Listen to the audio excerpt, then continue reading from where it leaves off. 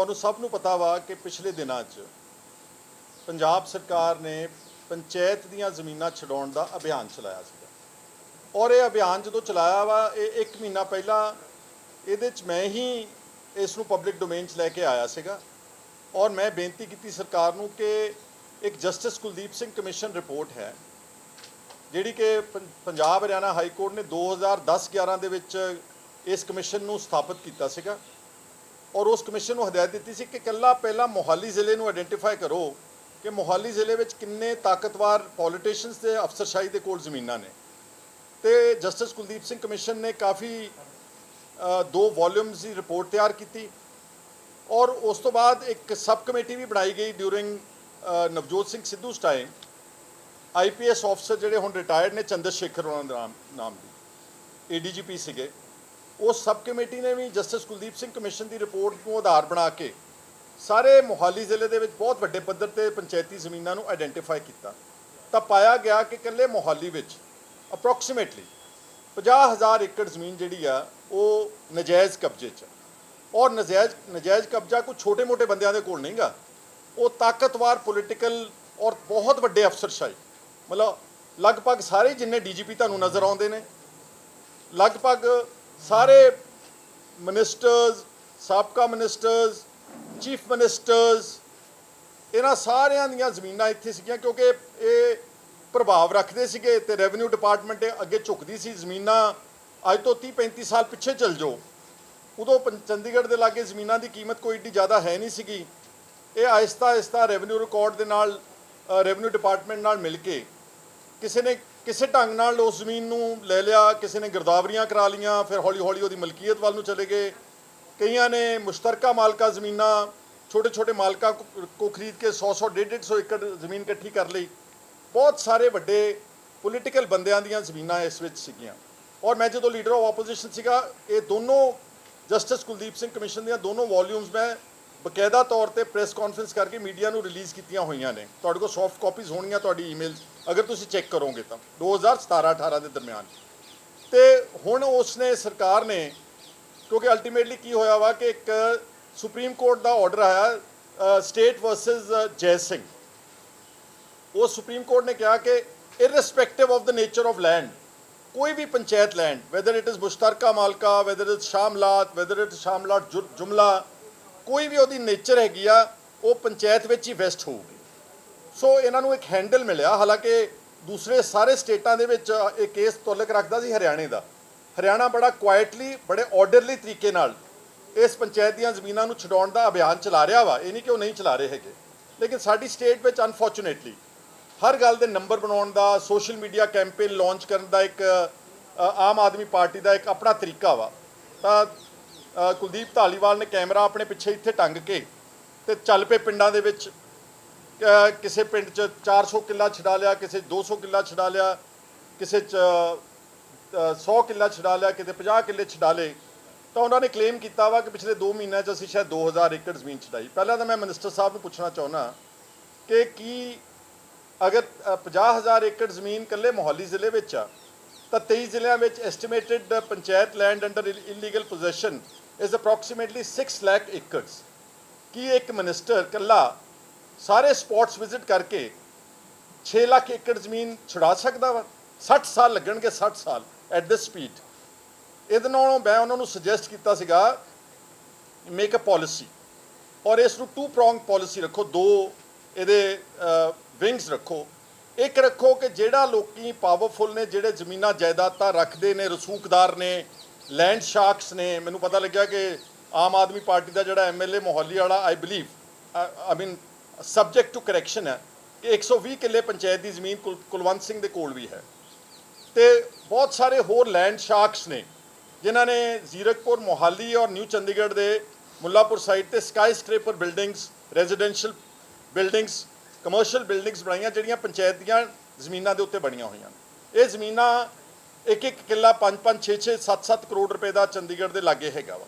ਸੋ ਮੈਂ ਸੁਜੈਸਟ ਕੀਤਾ ਸੀ ਗਵਰਨਮੈਂਟ ਨੂੰ ਕਿ ਪਹਿਲਾਂ ਜਸਟਿਸ ਕੁਲਦੀਪ ਸਿੰਘ ਕਮਿਸ਼ਨ ਦੀ ਰਿਪੋਰਟ ਦੇ ਆਧਾਰਿਤ ਪਹਿਲਾਂ ਮੋਹਾਲੀ ਦੇ ਨੇੜਿਓਂ ਜਿਹੜੀਆਂ ਬਹੁਤ ਬੇਸ਼ਕੀਮਤੀ ਜ਼ਮੀਨਾਂ ਨੇ, ਤਾਕਤਵਰ ਲੋਕਾਂ ਨੇ ਤੇ ਅਫਸਰਾਂ ਨੇ, ਉਹਨਾਂ ਨੂੰ ਪਹਿਲਾਂ ਛਡਵਾਓ ਤੁਸੀਂ ਔਰ ਇੱਕ ਨੀਤੀ ਬਣਾਓ ਕਿ ਇਹ ਜਿਹੜੇ ਅਗਰ ਤੁਸੀਂ ਚਾਹੁੰਦੇ ਹੋ ਕਿ ਹਾਂ ਇਸ ਰਾਹ ਨੂੰ ਸਰਲ ਕਰਨਾ, ਕਿਉਂਕਿ ultimately village common land act ਜਿਹੜਾ ਹੈਗਾ 1961 ਦਾ, ਉਹਦੇ ਚਾਹੇ ਕੋਈ ਵੀ ਨਜਾਇਜ਼ ਕਾਬਜ਼ ਵੀ ਆ, ਤੁਸੀਂ ਉਹਨੂੰ ਨੋਟਿਸ ਤਾਂ ਦਿਓਗੇ ਨਾ, ਉਹਦੀ ਸੁਣਵਾਈ ਤਾਂ ਕਰੋਗੇ ਨਾ, ਇੱਕ ਕੋਰਟ ਪ੍ਰੋਸੀਡਿੰਗ ਤਾਂ ਕਰੋਗੇ ਨਾ। ਉਹ ਪ੍ਰਕਿਰਿਆ ਨੂੰ ਤੁਸੀਂ ਅਗਰ ਚਾਹੁੰਦੇ ਆ ਸਿੰਪਲੀਫਾਈ ਕਰਨਾ ਤਾਂ ਵਿਧਾਨ ਸਭਾ 'ਚ ਲਾਅ ਲਿਆ ਕੇ ਇਹਨਾਂ ਵੱਡੇ ਬੰਦਿਆਂ ਦੇ ਕੋਲੋਂ ਪਹਿਲਾਂ ਜ਼ਮੀਨਾਂ ਛਡਾਓ। ਗੱਲ ਇੱਥੋਂ ਚੱਲੀ ਸੀਗੀ।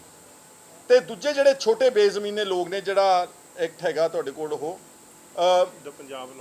ਦ Punjab allotment and resettlement of landless marginal small farmers, ਆ ਹੁਣੇ ਹੀ 2020 ਵਿੱਚ ਇੱਕ ਪੰਜਾਬ ਸਰਕਾਰ ਨੇ ਜਿਹੜਾ ਕਿ ਨੋਟੀਫਾਈ ਹੋਇਆ, ਗਜ਼ਟ ਨੋਟੀਫਿਕੇਸ਼ਨ ਤੁਹਾਨੂੰ ਮੈਂ WhatsApp ਤੇ ਭੇਜਿਆ ਹੋਇਆ ਵਾ, ਗਜ਼ਟ ਨੋਟੀਫਿਕੇਸ਼ਨ ਹੋਈ ਆ 2021 ਦੀ ਜਨਵਰੀ 'ਚ।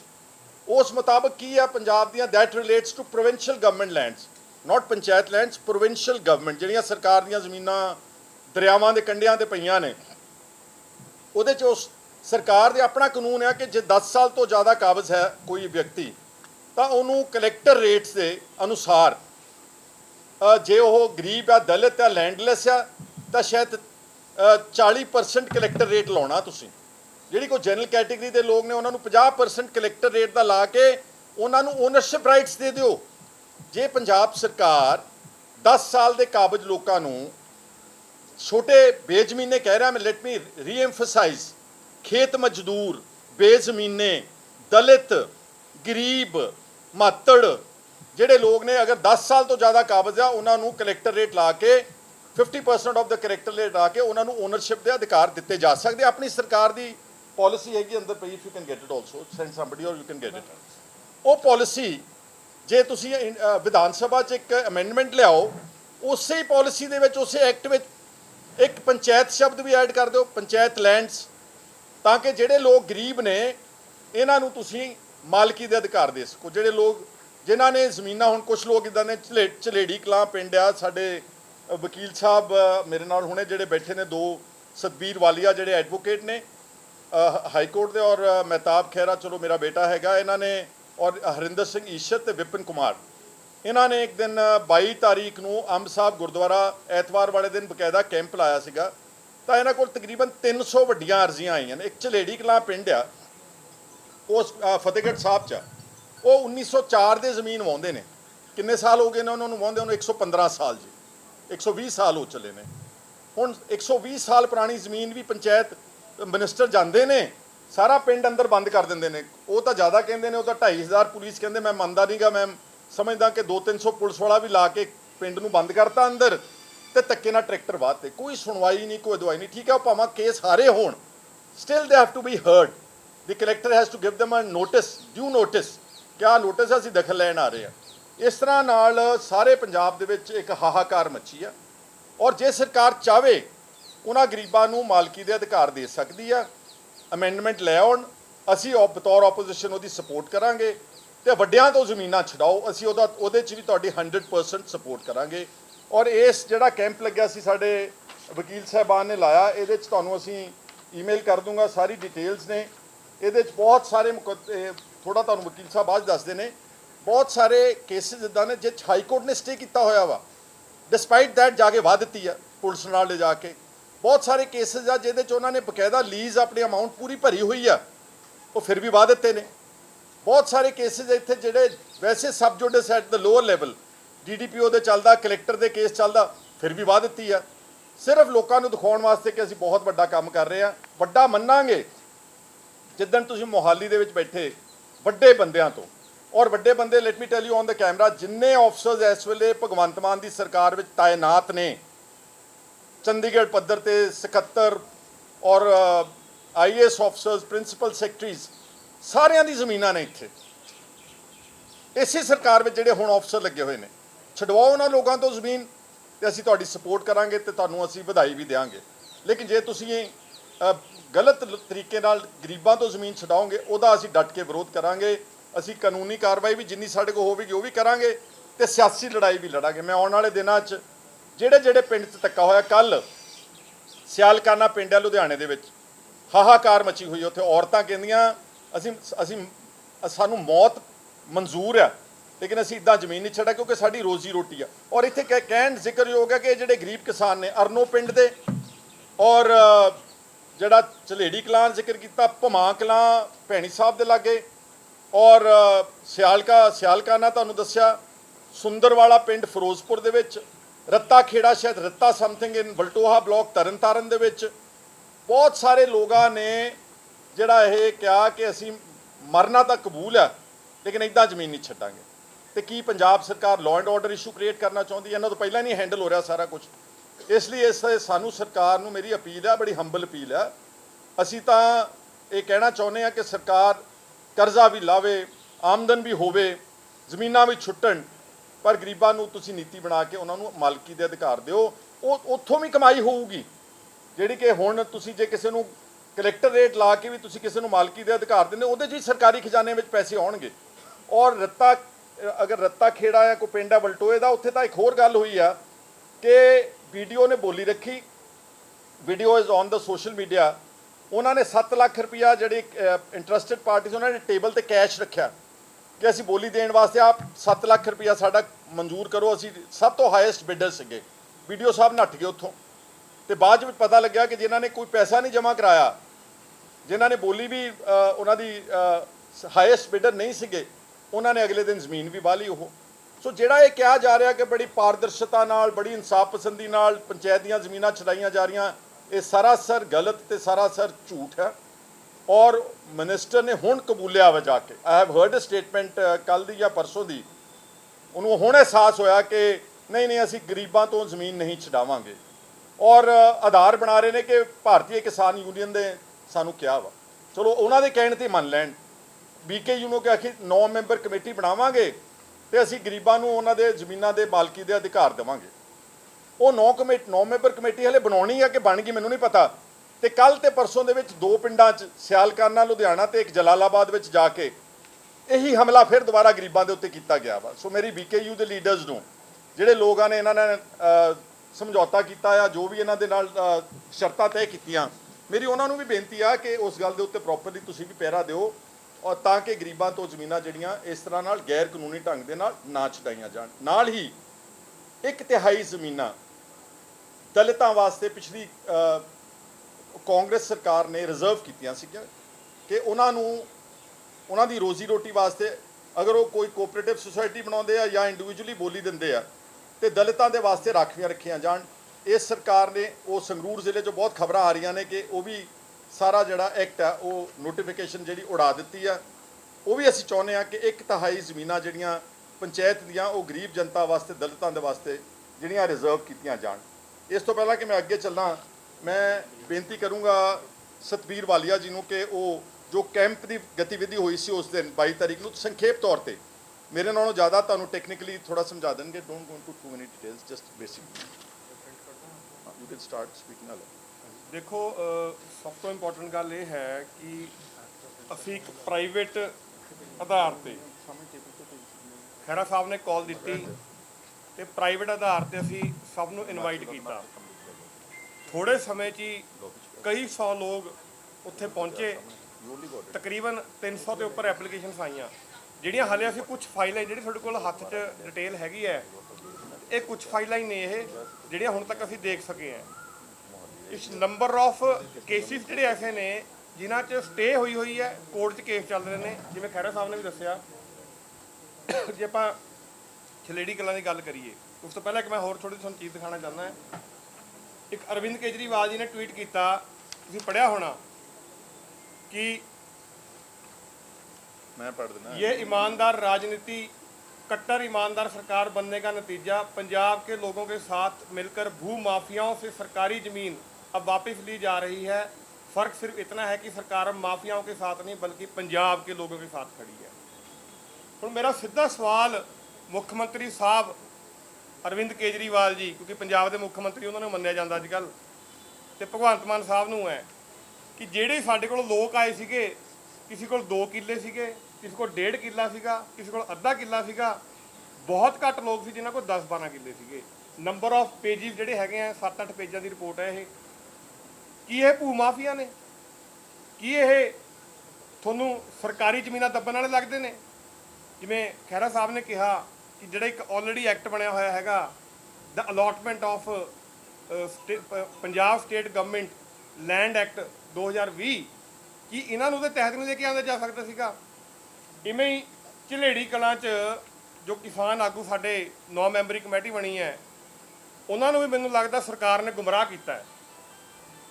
ਉਹਨਾਂ ਨੂੰ ਵੀ ਵਿਜੀਲੈਂਟ ਰਹਿਣ ਦੀ ਲੋੜ ਹੈ, ਉਹਨਾਂ ਨੂੰ ਵੀ ਸਤਰਕ ਰਹਿਣ ਦੀ ਲੋੜ ਹੈ ਕਿ ਉਹਨਾਂ ਨੂੰ ਗੁੰਮਰਾਹ ਕਰਕੇ ਸਰਕਾਰ ਪਰਦੇ ਪਿੱਛੇ ਕੰਮ ਕਰ ਰਹੀ ਹੈ। ਜਦੋਂ ਕਿਸਾਨ ਆਗੂ 417 ਕਿੱਲੇ ਝੰਡੇੜੀ ਕਲਾਂ ਦੀ ਗੱਲ ਉੱਥੇ ਫਾਈਲ ਸਰਕਾਰ ਕੋਲ ਲੈ ਕੇ ਉਹਨਾਂ ਨਾਲ ਗੱਲ ਕਰ ਰਹੇ ਸੀਗੇ, ਉਸੇ ਸਮੇਂ ਉੱਥੇ BDPO ਤੇ ਸਰਕਾਰੀ ਅਮਲਾ ਉਸ ਪਿੰਡ 'ਚ ਜਾ ਕੇ ਬੋਲੀ ਵਾਸਤੇ ਖੜਾ ਸੀਗਾ 417 ਕਿੱਲੇ ਦੀ। ਸਭ ਤੋਂ ਹੈਰਤ ਦੀ ਗੱਲ ਹੈ ਕਿ 68 ਕਿੱਲੇ ਦਾ ਨੋਟਿਸ ਆਇਆ ਤੇ 417 ਕਿੱਲੇ ਪੂਰਾ ਪਿੰਡ ਬੰਦੀ ਬਣਾ ਕੇ ਵਾਹ ਦਿੱਤਾ ਗਿਆ। ਉਹ ਤਾਂ ਕੁਦਰਤੀ ਪਿੰਡ ਵਾਲਿਆਂ ਦੀ ਸਮਝਦਾਰੀ ਰਹੀ, ਕੋਈ ਪਿੰਡ ਵਾਲਾ ਬੋਲੀ 'ਚ ਨਹੀਂ ਗਿਆ, ਸਰਪੰਚ ਬੋਲੀ 'ਚ ਨਹੀਂ ਗਿਆ, ਤਾਂ ਉਹਨਾਂ ਨੂੰ ਉਹੀ ਪੁੱਠੇ ਪੈਰ ਮੁੜਨਾ ਪੈ ਗਿਆ। ਇੱਕ ਹੋਰ ਜ਼ਮੀਨ ਪਟਿਆਲੇ ਦੀ ਕੋਰਟ ਤੋਂ ਸਟੇ ਹੋਇਆ 68 ਕਨਾਲ ਜ਼ਮੀਨ ਵਾਹ ਦਿੱਤੀ ਗਈ। ਇੱਕ ਖਰੜ ਦੀ ਜ਼ਮੀਨ ਸਟੇ ਹੋਇਆ ਜ਼ਮੀਨ ਵਾਹਤੀ, ਉਹ ਕੈਂਪ 'ਚ ਆਏ ਸੀਗੇ, ਉਹਨਾਂ ਨੂੰ ਫਿਰ ਐਡਵਾਈਜ਼ ਕੀਤਾ ਤੇ ਕੱਲ ਉਹਨੇ ਕੰਟੈਂਪਟ ਪਟੀਸ਼ਨ ਜਿਹੜੀ ਆ ਫਾਈਲ ਕਰਤੀ ਖਰੜ ਕੋਰਟ 'ਚ ਸਰਕਾਰੀ ਅਮਲੇ ਖਿਲਾਫ ਕਿ ਸਾਡੀ ਜ਼ਮੀਨ ਸਟੇ ਹੋਣ ਦੇ ਬਾਵਜੂਦ ਵਾਹੀ ਗਈ ਹੈ। ਇਹੀ ਸਾਡੀ ਬੇਨਤੀ ਲੋਕਾਂ ਨੂੰ ਹੋਏਗੀ ਜਿਨ੍ਹਾਂ ਦੀ ਸਟੇ ਹੈਗੀਆਂ ਨੇ, ਉਹਨਾਂ ਜ਼ਮੀਨਾਂ ਵਾਹੀਆਂ ਗਈਆਂ ਨੇ, ਤੇ ਉਹ ਕੰਟੈਂਪਟ ਪਟੀਸ਼ਨਾਂ ਜ਼ਰੂਰ ਫਾਈਲ ਕਰਨ। ਇਵੇਂ ਇੱਕ ਜ਼ਮੀਨ ਸੀਗੀ ਜਿਹੜੀ ਵਾਹ ਵੀ ਦਿੱਤੀ ਗਈ, ਸਟੇ ਹੋਈ ਹੈ, ਵਾਹ ਵੀ ਦਿੱਤੀ ਗਈ ਤਾਂ ਉਹਦੀ ਬੋਲੀ ਵੀ ਕਰ ਦਿੱਤੀ ਗਈ। ਹਾਈ ਕੋਰਟ 'ਚ ਕੇਸ ਪੈਂਡਿੰਗ ਹੈ, ਸਟੇ ਹੋਇਆ ਵਾਹ ਤੇ ਬੋਲੀ ਕਰ ਦਿੱਤੀ ਗਈ। ਦੇਖੋ ਬੜਾ ਹੀ ਜਿਵੇਂ ਕਿਸਾਨ ਜਥੇਬੰਦੀਆਂ ਨੂੰ ਅਗਾਹ ਕਰਨ ਦੀ ਲੋੜ ਹੈ, ਦੱਸਣ ਦੀ ਲੋੜ ਹੈ। ਮੈਂ ਪ੍ਰੈਸ ਕਾਨਫਰੰਸ ਸੁਣੀ ਕਿਸਾਨ ਜਥੇਬੰਦੀਆਂ ਦੀ, ਜਿਸ 'ਚ ਉਹਨਾਂ ਨੇ ਕਿਹਾ ਕਿ ਹੁਣ 9 ਮੈਂਬਰੀ ਕਮੇਟੀ ਬਣ ਗਈ, ਅੱਜ ਤੋਂ ਬਾਅਦ ਸਰਕਾਰ ਜ਼ਮੀਨ ਨਹੀਂ ਵਾਹੇਗੀ। 8000 ਏਕੜ ਜ਼ਮੀਨ ਦਾ ਸਾਡੇ ਕੋਲ ਖਾਕਾ ਸਰਕਾਰ ਦੇਗੀ, ਅਸੀਂ ਇਹਨੂੰ ਵੈਰੀਫਾਈ ਕਰਾਂਗੇ, ਅਸੀਂ ਆਇਡੈਂਟੀਫਾਈ ਕਰਾਂਗੇ ਕਿ ਕਿਹੜੇ ਕਿਸਾਨ ਨੇ ਜਿਹਨਾਂ ਜ਼ਮੀਨ ਨਹੀਂ ਵਾਹਣੀ। ਪਰ 2 ਦਿਨਾਂ ਦੇ ਵਿੱਚ ਕਮੇਟੀ ਬਣਨ ਤੋਂ ਬਾਅਦ 2 ਦਿਨਾਂ ਦੇ ਵਿੱਚ 23 ਤਰੀਕ ਨੂੰ ਵਿਲੇਜ ਚੁੱਗਾ ਫਿਰੋਜ਼ਪੁਰ 5 ਕਿੱਲੇ ਜ਼ਮੀਨ ਵਾਹਣ ਦੀ ਕੋਸ਼ਿਸ਼ ਕੀਤੀ ਗਈ, ਪੁਲਿਸ ਨਾਲ ਝੜਪ ਹੋਈ। ਉਸ ਤੋਂ ਬਾਅਦ ਝੰਡੇੜੀ ਕਲਾਂ ਮੈਂ ਤੁਹਾਨੂੰ ਦੱਸ ਕੇ ਹਟਿਆ, ਉੱਥੇ BDP ਪਹੁੰਚ ਗਿਆ। ਹਰੀਕੇ 'ਚ 25 ਕਿੱਲੇ, ਕਿਉਂਕਿ ਉਹ ਆਏ ਸੀਗੇ ਸਾਡੇ ਕੋਲ, ਅਸੀਂ ਉਹਨਾਂ ਨੂੰ ਸਲਾਹ ਦਿੱਤੀ ਕਿ ਜਿਹੜੇ ਸਟੇ ਹੈ ਉੱਥੇ ਅੜੋ ਤੁਸੀਂ। 25 ਕਿੱਲੇ ਸਟੇ ਵਾਲੇ ਛੱਡ ਕੇ 112 ਕਿੱਲੇ ਜਿੱਥੇ ਟਰਾਂਸਪੋਰਟ ਮੰਤਰੀ ਤੁਸੀਂ ਦੇਖਿਆ ਹੋਊਗਾ ਜ਼ਮੀਨ ਵਾਹਣ ਗਏ ਸੀਗੇ, ਤੇ ਉੱਥੇ 99 ਕਿੱਲੇ ਦੀ ਬੋਲੀ ਕੱਲ੍ਹ ਕਰ ਦਿੱਤੀ ਗਈ ਹੈ। ਉੱਥੇ ਵੀ 2-2 3-3 ਕਿੱਲਿਆਂ ਵਾਲੇ ਕਿਸਾਨ ਨੇ, ਸਾਰੇ ਪਿੰਡ ਦੀ ਜ਼ਮੀਨ ਹੈ। 24 ਤਰੀਕ ਨੂੰ ਫਿਰ ਆ ਜਾਓ ਜਲਾਲਾਬਾਦ ਦੀ ਜ਼ਮੀਨ। ਕੱਲ੍ਹ ਪੰਚਾਇਤ ਮੰਤਰੀ ਸਾਹਿਬ 9 ਮੈਂਬਰੀ ਕਮੇਟੀ ਦੀ ਉਲੰਘਣਾ ਕਰਦੇ ਹੋਏ ਖੁਦ ਜਾ ਕੇ ਜਲਾਲਾਬਾਦ 25 ਕਿੱਲੇ ਜ਼ਮੀਨ ਕੱਲ੍ਹ ਫਿਰ ਆਪਣੀ ਵਾਹ ਕੇ ਆਏ ਨੇ। ਤੇ ਉਸ ਤੋਂ ਬਾਅਦ ਮਾਣਕਪੁਰਾ ਨੰਗਲ 'ਚ 45 ਏਕੜ ਕੱਲ੍ਹ ਜ਼ਮੀਨ ਵਾਹੀ ਗਈ। ਸਿਆਲਖਾ ਲੁਧਿਆਣਾ 'ਚ ਖਹਿਰਾ ਸਾਹਿਬ ਨੇ ਦੱਸਿਆ ਉੱਥੇ ਵੀ ਜ਼ਮੀਨ ਵਾਹੀ ਗਈ। ਹੁਣ ਇਹ 9 ਮੈਂਬਰੀ ਕਮੇਟੀ ਦੀ ਅਹਿਮੀਅਤ ਕੀ ਰਹਿ ਗਈ? ਇਹ ਸਾਡੀ ਕਿਸਾਨ ਜਥੇਬੰਦੀਆਂ ਨੂੰ ਹੱਥ ਜੋੜ ਕੇ ਬੇਨਤੀ ਹੈ ਸਰਕਾਰ ਨੂੰ ਪੁੱਛਣ ਕਿ 9 ਮੈਂਬਰੀ ਕਮੇਟੀ ਦੀ ਅਹਿਮੀਅਤ ਕੀ ਹੈ। ਜੇ ਸਰਕਾਰ ਨੇ ਤਾਂ ਆਪਣਾ ਕਾਰਜਕ੍ਰਮ ਸ਼ੁਰੂ ਰੱਖਿਆ ਹੋਇਆ ਹੈ, ਸਰਕਾਰ ਨੇ ਤਾਂ ਆਪਣਾ ਕੰਮ ਤੋਰਿਆ ਹੋਇਆ ਹੈ, ਕਦੋਂ ਉਹ 9 ਮੈਂਬਰੀ ਕਮੇਟੀ ਦੇ ਮੈਂਬਰ ਬਣਨਗੇ, ਕਦੋਂ ਵੈਰੀਫਿਕੇਸ਼ਨਾਂ ਹੋਣਗੀਆਂ, ਕਦੋਂ ਗਰੀਬਾਂ ਦੀ ਜਿਹੜੀ ਜ਼ਮੀਨਾਂ ਵਾਹੀਆਂ ਜਾ ਰਹੀਆਂ ਨੇ ਉਹ ਰੋਕੀਆਂ ਜਾਣਗੀਆਂ? ਇਹ ਸਾਡਾ ਸਵਾਲ ਜ਼ਰੂਰ ਹੈਗਾ। ਤੇ ਮੇਰੀ ਬੇਨਤੀ ਹੈ ਹੁਣ ਖਹਿਰਾ ਸਾਹਿਬ ਨੂੰ ਉਹ ਪਲੀਜ਼ ਐਕਸਪਲੇਨ ਕਰਨਗੇ। ਸੋ ਬ੍ਰੌਡਲੀ ਅਸੀਂ ਤੁਹਾਨੂੰ ਸਾਰਾ ਪੰਚਾਇਤ ਵਾਲਾ ਇਸ਼ੂ ਜਿਹੜਾ ਐਕਸਪਲੇਨ ਕਰਤਾ। ਇੱਕ ਛੋਟੀ ਜਿਹੀ ਗੱਲ ਐਡ ਕਰਨੀ ਆ, ਗੱਲ ਨੀਅਤ ਦੀ ਦੱਸਣ ਲੱਗਿਆ ਮੈਂ। ਠੀਕ ਹੈ, ਕੱਲ ਮਿਨਿਸਟਰ ਫੜ ਕੇ ਅੰਦਰ ਦੇ ਦਿੱਤਾ, ਵਾਹ ਵੀ ਹੋ ਰਹੀ ਆ, ਅਸੀਂ ਵੀ ਉਹਦਾ ਸਵਾਗਤ ਕੀਤਾ ਵਾ, ਕਿਉਂਕਿ ਚੰਗੀ ਗੱਲ ਦਾ ਸਵਾਗਤ ਕਰਨਾ ਹਰ ਅੱਛੇ ਇਨਸਾਨ ਦਾ ਫਰਜ਼ ਬਣਦਾ। ਪਰ ਇਹਦੇ ਪਿੱਛੇ ਬਹੁਤ ਕੁਝ ਛੁਪਿਆ ਵੀ ਹੈ। ਮੇਰੇ ਹਲਕੇ ਦੇ ਵਿੱਚ ਜਦ ਆਪਾਂ ਹੁਣ ਗੱਲ ਕਰ ਰਹੇ ਹਾਂ, ਇੱਕ ਰਾਪੁਰ ਰਾਈਆਂ ਪਿੰਡ ਦਾ ਨਾ ਇੱਕ ਛੋਟਾ ਜਿਹਾ ਅਧਿਕਾਰਤ ਪੰਚ ਦੀ ਚੋਣ ਹੋਣੀ, ਸਰਪੰਚ ਮਰ ਗਿਆ ਸੀਗਾ ਮੌਜੂਦਾ ਭੁਪਿੰਦਰ ਸਿੰਘ। ਉਹਦੀ ਚੋਣ ਪਹਿਲਾਂ ਰੱਖੀ ਪਿਛਲੇ ਮਹੀਨੇ ਦੇ 23 ਤਾਰੀਖ ਨੂੰ, ਤੇ ਪ੍ਰੈਸ਼ਰ ਪਾ ਕੇ ਮਿਨਿਸਟਰ ਸਾਹਿਬ ਨੇ, ਪੰਚਾਇਤ ਮਿਨਿਸਟਰ ਕਿੱਥੇ ਕਿਸ ਲੈਵਲ ਤੇ ਇੰਟਰਫੇਅਰ ਕਰ ਰਿਹਾ। ਸਾਡੇ ਕੋਲ ਉਸ ਪਿੰਡ ਵਿੱਚ ਰਾਪੁਰ ਰਾਈਆਂ ਦੇ 9 ਪੰਚਾਂ 'ਚੋਂ 6 ਪੰਚ ਨੇ, ਉੱਥੇ ਝਾੜੂ ਦਾ ਕੋਈ ਵੀ ਪੰਚ ਨਹੀਂਗਾ। ਅਕਾਲੀ ਦਲ ਦੇ ਨੇ 3 ਪੰਚ। ਅਕਾਲੀ ਦਲ ਦੀ ਮਦਦ ਕਰਨ ਵਾਸਤੇ ਇੰਨੇ ਤਰਲੋ ਮੱਛੀ ਹੋਏ ਨੇ ਧਾਲੀਵਾਲ ਸਾਹਿਬ ਕਿ ਪਹਿਲਾਂ 23 ਅਪ੍ਰੈਲ ਦੀ ਮੀਟਿੰਗ ਕੈਂਸਲ ਕਰਾਈ, ਫਿਰ 27 ਤਰੀਕ ਮੀਟਿੰਗ ਰੱਖੀ ਗਈ, ਫਿਰ 27 ਦੀ ਮੀਟਿੰਗ BDO ਨੂੰ ਗੈਰ ਹਾਜ਼ਰ ਕਰਤਾ। ਅਲਟੀਮੇਟਲੀ ਸਾਨੂੰ ਮਹਿਤਾਬ ਹੋਣਾ ਨੂੰ ਔਰ ਸਾਡੇ ਐਡਵੋਕੇਟਸ ਨੂੰ, ਵਾਲੀਆ ਸਾਹਿਬ ਔਰ ਈਸ਼ਰ ਜੀ ਨੇ ਹਾਈ ਕੋਰਟ ਮੂਵ ਕੀਤਾ। ਹਾਈ ਕੋਰਟ ਨੇ ਡਾਇਰੈਕਸ਼ਨ ਦਿੱਤੀ ਆ ਤੇ ਉਸ ਕੇਸ ਨੂੰ ਆਪਣੇ ਕੋਲ ਰੱਖਿਆ ਵਾ ਕਿ ਤੁਸੀਂ 1 ਜੂਨ ਤੋਂ ਪਹਿਲਾਂ ਸਾਨੂੰ ਚੋਣ ਕਰਾ ਕੇ ਰਿਪੋਰਟ ਦਿਓ। ਫਿਰ ਇੱਕ ਨੋਟਿਸ 23 ਮਈ ਦਾ ਕੱਢਿਆ, ਫਿਰ ਉਹ 23 ਮਈ ਦੇ ਉੱਤੇ ਕਟਿੰਗ ਕਰਤੀ, ਫਿਰ ਉਹਨੂੰ 25 ਕਰਤਾ, 25 ਅੱਜ ਹੈ। ਜਾਂ ਮੈਂ ਹੁਣੇ ਮਹਿਤਾਬ ਨੂੰ ਕਿਹਾ ਸੀਗਾ ਜਾ ਕੇ ਪਤਾ ਕਰੋ ਵੀ ਇਲੈਕਸ਼ਨ ਹੋ ਗਈ, ਕਿਉਂਕਿ 11 ਵਜੇ ਦਾ ਟਾਈਮ ਸੀਗਾ, ਵੀਡੀਓ ਫਿਰ ਭਜਾ ਦਿੱਤਾ ਅੱਜ। ਮਤਲਬ ਹਾਈ ਕੋਰਟ ਦੇ ਹੁਕਮਾਂ ਦੀ ਵੀ ਉਲੰਘਣਾ ਕਰ ਰਹੇ ਨੇ। ਸੋ there are many instances where the government is indulging in third degree, ਜਿਹੜਾ ਘਟੀਆ ਰਾਜਨੀਤੀ ਆ, ਜਿਹੜਾ ਕਹਿੰਦੇ ਸੀ ਨਾ ਬਦਲਾਵ ਲੈ ਕੇ ਆਉਣਾ, ਉਹ ਪਿਛਲੇ 2 ਮਹੀਨਿਆਂ ਵਿੱਚ ਤੁਸੀਂ ਦੇਖਿਆ ਕਾਫੀ ਕੁਝ ਜਿਹੜਾ ਸੀਗਾ ਇਹਨਾਂ ਦਾ ਗ੍ਰਾਫ ਬਹੁਤ ਬੁਰੀ ਤਰ੍ਹਾਂ ਗਿਰ ਰਿਹਾ ਸੀਗਾ। ਠੀਕ ਹੈ, ਇਹਨਾਂ ਨੇ ਆਪਣੇ ਇੱਕ ਮਿਨਿਸਟਰ ਨੂੰ ਸਕੇਪਗੋਟ ਕਹਿ ਲਓ, whatever they have done, ਹੌਲੀ ਹੌਲੀ things will come out of that also, but ਇਹ ਉਸ ਨੂੰ ਜਿਹੜੀਆਂ ਬਾਕੀ ਗੱਲਾਂ ਗਲਤ ਕਰ ਰਹੇ ਨੇ। ਭਗਵੰਤ ਮਾਨ ਨੂੰ ਮੇਰੀ ਬੇਨਤੀ ਹੈ ਕਿ ਆਪਣੇ ਘੱਟੋ ਘੱਟ ਪੰਚਾਇਤ ਮਿਨਿਸਟਰ ਨੂੰ ਤਾਂ ਸਮਝਾਓ ਕਿ ਇੱਕ ਪਿੰਡ ਦੀ ਅਧਿਕਾਰਤ ਪੰਚ ਦੀ ਚੋਣ ਵੀ ਹੋਣ ਦਾ ਤੁਹਾਡਾ ਮੱਦਾ ਨਹੀਂਗਾ। ਇੱਕ ਪਿੰਡ ਵੀ ਤੁਸੀਂ ਪੰਚਾਇਤ ਕੰਸੀਡ ਨਹੀਂ ਕਰ ਸਕਦੇ ਆਪੋਜੀਸ਼ਨ ਨੂੰ, ਤੇ ਫਿਰ ਤੁਸੀਂ ਬਾਕੀ ਪੰਜਾਬ ਦੇ ਵਿੱਚ ਇਨਸਾਫ ਪਸੰਦੀ ਦਾ ਰਾਜ ਕਿੱਦਾਂ ਕਰੋਗੇ?